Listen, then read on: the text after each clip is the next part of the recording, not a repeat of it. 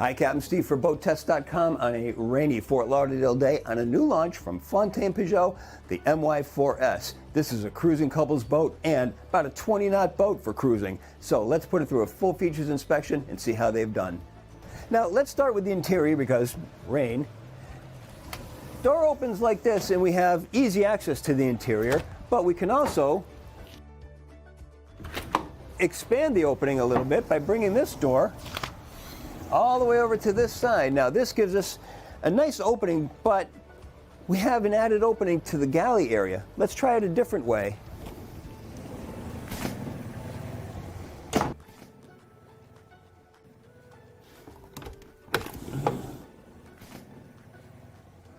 Bring this one over, and now slide them both on over to this side.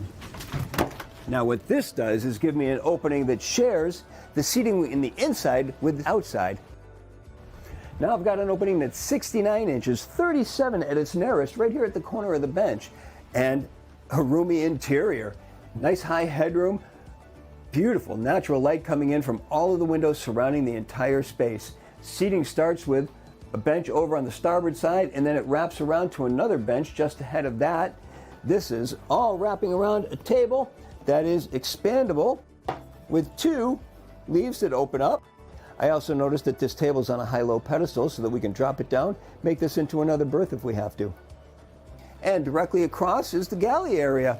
Plenty of open counter space, storage, double basin stainless steel sink, a 2-burner electric stove, and then there's storage, storage, storage. There's additional storage up above. There are even 1, 2, 3 in-deck storage areas because remember, catamaran, the usable spaces are over to the side where we have the cabins, so that leaves the space right in between the two hulls for storage. And there's even more storage underneath the helm seats. Now let's talk about appliances. We could put a microwave here, but this customer didn't request it. There's a refrigerator that goes right down below, and this customer also requested a TV in this position. I would rather have a drop-down one so that it's not interfering with the view of my sunset. Overhead is an opening sunroof with a sunscreen. We can open up the port lights, the overhead skylight, and of course the aft doors and ventilate this whole deck, or we can close it all off and have the air conditioning going.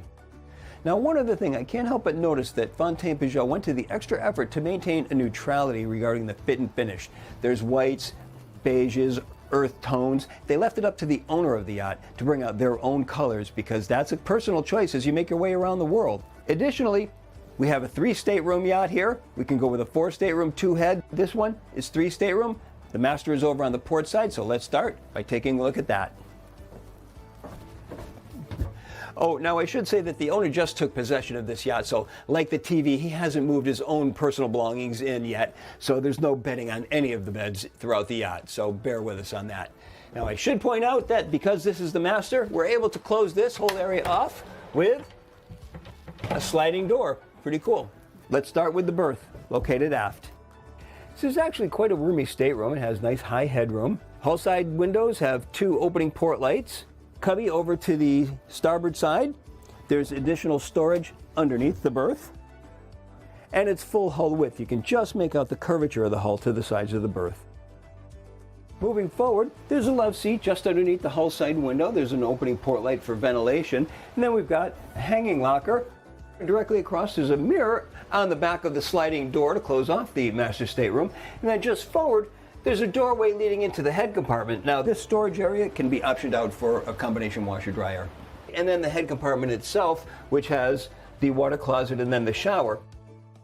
This part right here is a structural bulkhead, so if we were to make this into a 4-stateroom yacht, this is where the door to the 4th stateroom would be.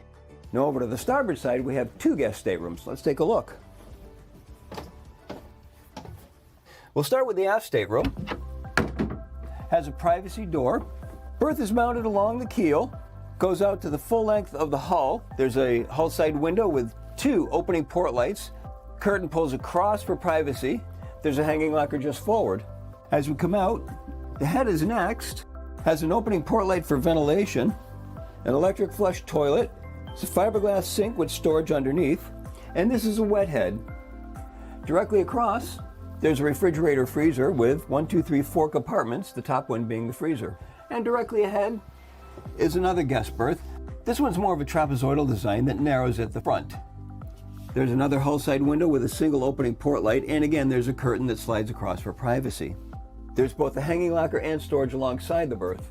Overhead is a hatch, providing more natural light, and it can be closed off with a privacy shade. Swim platform is hydraulic, so we can use it for launching a PWC or a tender. There's a tow rail at the trailing edge, add a little bit of safety to it. And speaking of safety, take a look at this grab rail coming out from the transom. To the starboard side, there's a reboarding ladder. It's 4 steps, and I like how the rails come up nice and high to aid in reboarding.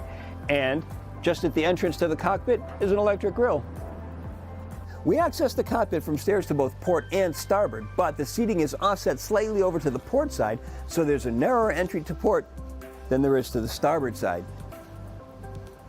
And the seating consists of a U-shaped seat that will wrap around an optional table. We can convert the seating into chaise lounges or a double-wide sun pad. I have to appreciate how roomy this cockpit area is, plus there's a nice high overhead, and notice there's an optional shade that goes onto the back. Plus, I can speak from experience, when it's raining, it keeps this whole area dry. Of course, we have another social zone up in the bow with the sun pad.